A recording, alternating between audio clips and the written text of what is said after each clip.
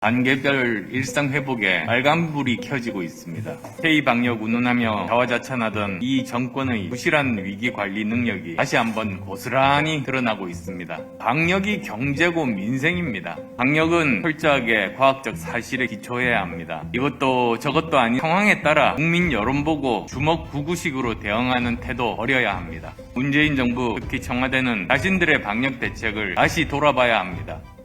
단계별 일상 회복에 빨간불이 켜지고 있습니다. 1일 확진자 10,000명을 대비하며 결정했다는데 5,000명 선에서 의료체계에 비상등이 켜진 겁니다. 위중증 환자 병상이 서울은 91%, 지방은 79%가 찼다고 합니다. 대기 인원을 감안하면 사실상 초고화 상태입니다. 무슨 준비와 대비를 이렇게 하는지 이해하기 어렵습니다. K-방역 운운하며 자화자찬하던 이 정권의 부실한 위기관리 능력이 다시 한번 고스란히 드러나고 있습니다. 다음 정권은 큰 정부냐 작은 정부냐 다투기 전에 유능한 정부가 되어야 합니다. 코로나19의 재확산은 실력 없고 도덕성 없고 비전 없어도 두 당이 서로 돌아가며 해먹던 무능의 악순환을 끊어야 한다는 점을 강력하게 말해주고 있습니다. 스스로의 노력 없이 상대 실수로 정권을 잡는 일이 계속 반복되면 결코 유능한 정부는 만들어낼 수 없습니다. 제가 닥치고 정권 교체가 아니라 더 좋은 정권 교체, 즉 정권 교체 후에 더 좋은 대한민국을 만들 수 있는 비전과 실력이 있는 사람이 정권 교체를 해야 한다고 말씀드리는 이유입니다. 그렇지 않으면 닥치고 정권 교체 후에 나라를 깨끗하게 잘 운영하지 못하면 또다시 상대에게 정권을 넘기게 될 겁니다. 이제 감염병 대응은 앞으로의 모든 대통령에게 가장 중요한 과제입니다. 2003년 노무현 정부 때는 사스가 발생했고 3명의 감염자 외에 희생자는 없었지만 경제 성장률이 0.2%나 하락했습니다. 2009년 이명박 정부 때는 신종 플루가 발생해서 260명의 사망자와 함께 0.3%의 경제 성장률 하락을 가져왔습니다. 2015년 박근혜 정부 때는 메르스로 인하여 38명이 사망하고 0.2%의 경제 하락을 가져왔습니다. 문재인 정부에서 발생한 코로나19, 지난 토요일까지 47만 3천여 명이 감염되고 3,852명의 희생자가 발생했지만 계속 확산 일로에 있고 더 많은 사람이 죽어가고 있습니다. 방역이 경제고 민생입니다. 오미크론 변형이 확산되자 자영업자의 매출도 또다시 줄고 코인도 폭락해서 투자자들의 손실이 큽니다.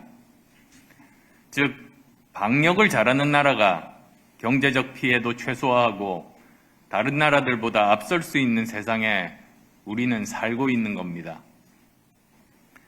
차기 정부 초기에도 코로나19에 대한 대응은 계속해야 할 겁니다.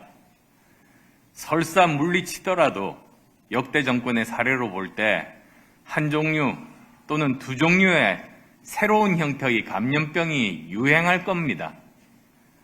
따라서 다음 대통령이 지금까지 경험해보지 못한 새로운 감염병에 얼마나 빠르게 잘 대응하는가가 국가 경쟁력을 좌우하는 중요한 과제가 될 겁니다.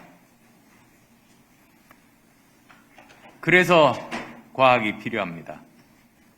새로운 위기 시대에 정확하게 대응하려면 이제 정치도 과학기술에 대한 이해와 기초 지식을 갖춰야 합니다. 서로 좌와 우로 편갈라 싸우던 시대, 죽창가나 부르고 역사나 파먹고 살던 시대는 같습니다. 현대사회의 리더 또한 과학기술 지식을 갖추는 것이 필수적입니다. 리더가 과학기술 전문가는 아니더라도 최소한 전문가들에게 질문할 수 있을 정도의 지식과 교양은 갖추어야 합니다. 신종 감염병에 제대로 대응하기 위해서도 미국과 중국의 과학기술 패권전쟁 시대에 대한민국의 생존 전략을 세우기 위해서도 미래 먹거리와 미래 일자리를 만들기 위해서도 반드시 과학에 대한 상식이 필요합니다.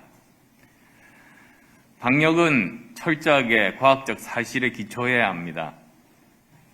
새로운 변이 바이러스가 계속 발생하는 상황에서 일상회복 조치를 결정했을 때는 감염 확산을 당연히 예상했을 텐데 지금 정부가 보여주는 대응은 안이함을 넘어 국민의 생명을 위협하는 위험한 수준입니다. 과학적 사실에 기초한 철저한 준비 대신 단계별 일상회복으로 떨어진 지지율이나 높이겠다는 정치 방역으로는 감염병 재난을 막을 수 없습니다. 무엇보다도 정부 대응책은 신속, 정확하고 예측 가능해야 합니다. 1일 신규 확진자 수 1만 명을 감당할 계획이라면 단기 B플랜, 즉 비상계획이 무엇인지 공개해야 합니다. 만약 아직도 B플랜이 준비가 안 됐다면 일상회복 조치의 단계별 기준을 정하고 그 기준을 넘을 때의 정부 대응을 미리 명확하게 국민께 알려야 합니다.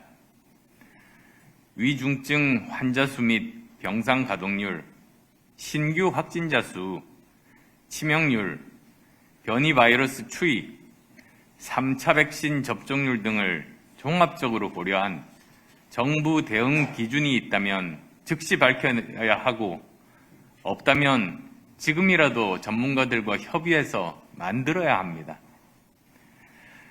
이것도 저것도 아닌 상황에 따라 국민 여론 보고 주먹구구식으로 대응하는 태도 버려야 합니다. 지난 정부들의 감염병 대응 태세를 돌아보면 보건 전문가가 컨트롤 타워를 맡았던 사스 때는 세계적으로 대규모 감염병 사태가 처음이었음에도 불구하고 인명피해 없이 넘어갈 수 있었습니다. 반면 메르스 사태 때는 제대로 된 컨트롤 타워 없이 수많은 사공들이 배를 산으로 몰고 간 결과 세계에서 두 번째로 많은 사망자를 냈습니다. 문재인 정부, 특히 청와대는 지금 자신들의 방역 대책을 다시 돌아봐야 합니다. 분명한 것은 과학 전문가를 중심으로 컨트롤 타워를 만들고 과학적 사실을 토대로 방역 시스템을 정비할 때만이 감염병에 따른 인적, 경제적 피해를 최소화할 수 있다는 겁니다. 이런 대비가 가능하려면 국정의 최고 책임자부터 과학적 마인드와 과학적 지식을 제대로 갖추고 있어야 합니다. 지금은 과학기술 리더십이 국민의 생명을 지키고 경제도 살릴 수 있는 시대입니다. 제가 과학과 실용의 정치 시대, 과학기술 대통령 시대를 열어야 한다고 강조하는 이유입니다. 위기가 발생했을 때 위기 관리 능력이 뛰어나면 유능한 정부지만 위기를 예견하고 예방하는 정부가 더 유능한 정부입니다. 저 안철수는 그 길을 가겠습니다. 예견되는 국가적 재난을 손 놓고 기다리기엔 과학자로서 또 생명을 다루는 의사로서 양심이 허락치 않습니다. 저 안철수에게 차기 정부를 구성할 수 있는 기회를 주신다면 새로운 대전환의 시대에 과학 방역과 백신 주권 국가로 단단히 준비하고 대비하겠습니다. 국민의 생명과 안전을 지키고 경제를 살리겠습니다. 제가 어느 누구보다도 잘 할 수 있는 일입니다.